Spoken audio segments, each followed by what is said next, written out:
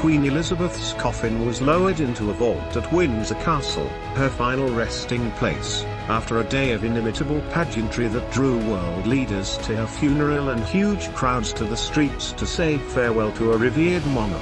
Hundreds of thousands of well-wishers lined the route her hearse took from London, throwing flowers, cheering and clapping as it passed from the city to the English countryside that she so loved much. Many more had crammed into the capital to witness the procession and funeral, in a moving tribute to Britain's longest-serving monarch who won global respect during 70 years on the throne. Inside the majestic Westminster Abbey where the funeral was held, some 500 presidents, prime ministers, foreign royal family members and dignitaries, including Joe Biden of the United States, were among the 2,000 congregation.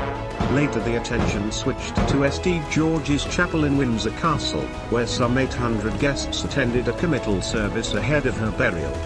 It concluded with the crown, orb and scepter, symbols of the monarch's power and governance, being removed from the coffin and placed on the altar.